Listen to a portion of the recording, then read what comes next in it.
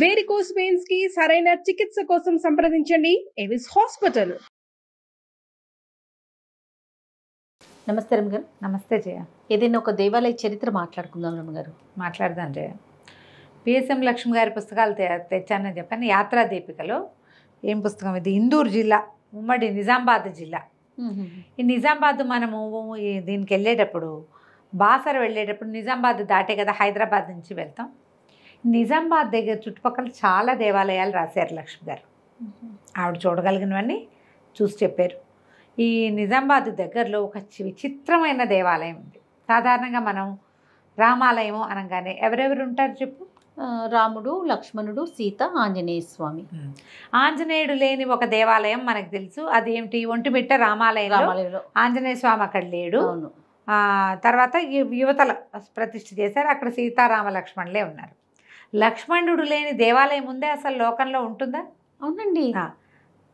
ఓ, ఎక్కడ ఇంట్రెస్టింగ్గా ఉంది కదా.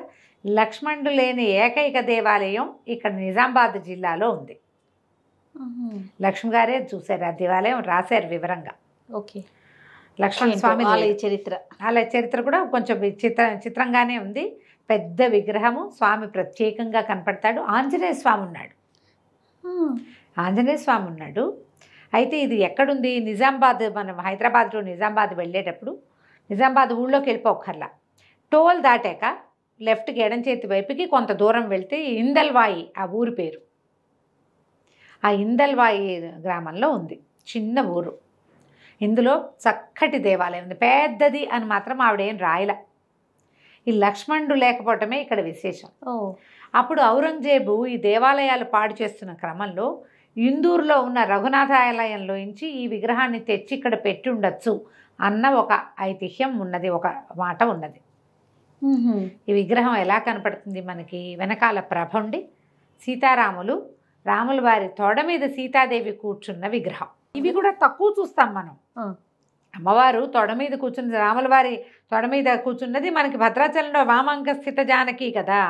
వామాంక ఎడం తొడ మీద అమ్మవారు కూర్చున్నట్టు ఇక్కడ కూడా 6 అడుగుల విగ్రహం స్వామివారిది. అబ్బా, నల్లటి రాతి విగ్రహము, వెనకాల ప్రభతో సహా కనపడుతుంది. తొడ మీద అమ్మవారు కూర్చుని ఉంటారు, పాదాల చెంత ఆంజనేయ స్వామి ఉన్నాడు. ఈ విగ్రహంలో 3 సాలగ్రామాలు కూడా ఉన్నాయట, ప్రత్యేకంగా కనపడుతుంది. 6 అడుగుల విగ్రహం, నల్లటి రాతి. తర్వాత ఈ ప్రభ ఉంది కదా వెనకాల, ప్రభ మీద దశావతారాలు కూడా కనపడతాయి. రాతి విగ్రహంలో వెనకాల దశావతారాలు చెక్కి ఉన్న విగ్రహంలాగా కనిపిస్తుంది మనకి. చక్కగా ఉంది. పురాతన ఆలయం, చాలా పురాతనమైనది. 600 సంవత్సరాల క్రితం కట్టారు. ఈ సిర్నాపల్లి సంస్థానం అని ఇక్కడ సంస్థానం అంట. దానికి శీలం జానకిబాయి గారని ఆవిడ సంస్థానాధీశురాలుగా ఉండేది. ఆమె కాలంలో ఈ దేవాలయాన్ని నిర్మించారని చెప్తారు. అప్పుడట ఇక్కడ కత్తుల కర్మాగారం ఉండేదట. ఇక్కడ ఒక ప్రత్యేకమైన ఇనుప ఖనిజం లభించేదని, ఇక్కడ లభించే ఖనిజం స్విట్జర్లాండ్లో మాత్రమే దొరికేదట. ఆ రకమైన ఐరన్ ఓర్ అది ఇక్కడే తయారు చేసేవాళ్ళు. ఈ ఔరంగజేబు ఇన్వేషన్స్ వచ్చినాయి కదా, బోళ్ళని దేవాలయాలు పాడు చేశారు. ఈ దేవాలయాలు పాడు చేస్తున్న క్రమంలో ఈ సంస్థానంలో దాచిపెట్టడానికి ఈ రాముల వారి విగ్రహాన్ని ఇక్కడ తరలించి ఉండొచ్చని, అప్పుడు ఆమె దేవాలయం నిర్మాణం చేసి ఉండొచ్చని చెప్తారు. 600 సంవత్సరాల నాటి దేవాలయం. ప్రత్యేకంగా దీనికోసం వెళ్ళినా వెళ్ళకపోయినా మీరు బాసర వెళ్తే హైదరాబాద్ టు నిజామాబాద్ వెళ్ళేటప్పుడే మనకి ముందే వస్తుంది ఇందల్వాయి పేరుతోటి. మనం నిజామాబాద్ ఇంకా దాన్ని ఏమంటారు, టోల్ గేట్ కంటే ముందే మీరు మ్యాప్ ఆన్ చేసుకుంటే చూపించేస్తుంది. చిన్న గ్రామం. అయితే ఇక్కడ ఈ పాతకాలపు ఆ రోజుల్లో ఉన్నటువంటి ఆ కోట తాలూకు బురుజులు అవి కూడా కొంచెం శిథిలాలు కనపడతాయట. ఆమె కాలంలో ఇది కట్టారు. ఇక్కడ విశేషం ఏంటంటే లక్ష్మణస్వామి లేకపోవటం, రాముల వారిది అపురూపమైన విగ్రహం ఉండటం, సీతాదేవిని ఒళ్ళో కూర్చోబెట్టుకున్నది ఉండటము చాలా విశేషంగా ప్రత్యేకంగా కనపడుతుంది. అయితే అర్చక స్వాములు ఏమంటారంటే, సంతానం లేని వాళ్ళు ఇక్కడ ప్రార్థిస్తే స్వామివారు కేవలం అందుకని ఏకాంతంగా భార్యాభర్త మాత్రమే ఉన్నది, ఒక సాయం కోసం మాత్రమే ఆంజనేయ స్వామి ఉన్నట్టుగా ఉన్నారు, ఇక్కడ సంతానాన్ని అనుగ్రహిస్తారు అని చెప్పారట. అయితే మనం ఇందాక మాట్లాడాం కూడా కదా వారితో. ఇక్కడ మనం మామూలుగా చైత్ర మాసంలో అన్ని చోట్ల ఉత్సవాలు చేస్తారు. ఎప్పటి నుంచి? చైత్రశుద్ధ పాడ్యం నుంచి దశమి దాకా. నవమి నాడు కళ్యాణం చేసి ఆ దశమి నాడు పట్టాభిషేకం చేస్తారు చాలా చోట్ల. మనకి తెలుగునాటంతా కళ్యాణాలే కదా, కానీ వీళ్ళు రామజనన ఉత్సవం జరుపుతారు. నవమి నాడు కర్కాటక లగ్నంలో శ్రీరామ జనన ఉత్సవం జరిపి సాయంకాలం కళ్యాణం చేస్తారు. ఓహో 11 రోజుల పాటు ఈ చిన్న ఊర్లో ఉత్సవాలు చేస్తారట. సప్తమి నుంచి చేస్తారు.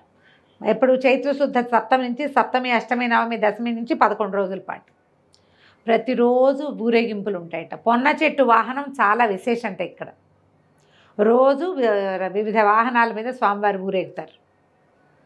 చాలా విశేషమట. ఈ ప్రాంతం వాళ్ళందరూ అంత చిన్న ఊళ్ళో ఇంత బాగా జరుగుతుంది. కాకపోతే అంటే రోజంతా దర్శనం ఏమీ లభించదు. ఉదయం పొద్దుటి పూట కాసేపే ఉంటారు, మళ్ళీ సాయంకాలమే 10 గంటల దాకానే అటు అంతే. ఊరు చిన్నది, ప్రజలు ఎవరు పెద్దగా కనిపించరు మనకి. ఉత్సవాలు అప్పుడే విశేషంగా కనపడుతుంది. ఒకవేళ వెళ్ళదలుచుకుంటే కొంచెం ఎర్లీ మార్నింగ్ వెళ్తేనే మనకి దర్శనం లభిస్తుంది. విశేషంగా ఇక్కడ స్వామిని సంతానార్థులు ఎక్కువ సేవించుకుంటారట. చాలా ప్రత్యేకమైంది. మనకు చుట్టుపక్కల మీరు గమనిస్తే హైదరాబాద్ చుట్టుపక్కల ఎన్ని దేవాలయాలు ఉన్నాయో 600, 1000, 1200 సంవత్సరాల చరిత్రలు ఉన్నవి కూడా ఉన్నాయి.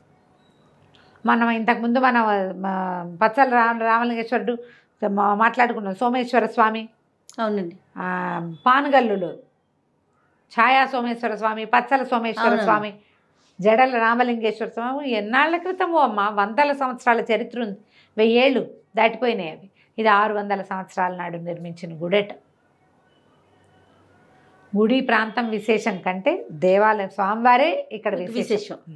ఈ విశేషమైనటువంటి రాముల వారి దర్శనం ఎవరికి అవకాశం ఉంటే వాళ్ళు దర్శించుకోండి. ఇది ఒక ప్రత్యేకమైన స్వరూపంగా కనపడుతుంది. అయితే ఈ వాహన సేవలు చేసేటప్పుడు శేషవాహనం రోజున తప్పకుండా పాము కనపడుతుందట. ఇక్కడ గరుడ ప్రసాదం అని ఇస్తారట.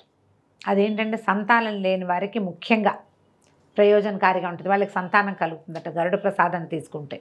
రథోత్సవం కూడా చాలా విశేషంగా చేస్తారట. వాహన సేవలు ఎలాగూ జరుగుతాయని చెప్పుకున్నాం కదా. ఎవరికి ఎప్పుడు అవకాశం ఉంటే అప్పుడు వెళ్ళండి. విశేషంగా ఉత్సవాలు ఉన్నప్పుడు కాకపోతే ఆ దారిలో వెళ్తున్నప్పుడైనా ఒక 2 గంటలు 1 గంట సేపు స్పెండ్ చేసినా మనం ఈ దర్శనం చేయగలుగుతాం. విశేషమైన దేవాలయం. అవకాశం ఉన్న వాళ్ళు చూడొచ్చు. తప్పకుండా రమ్మగారు. నమస్తే. నమస్తే జయ.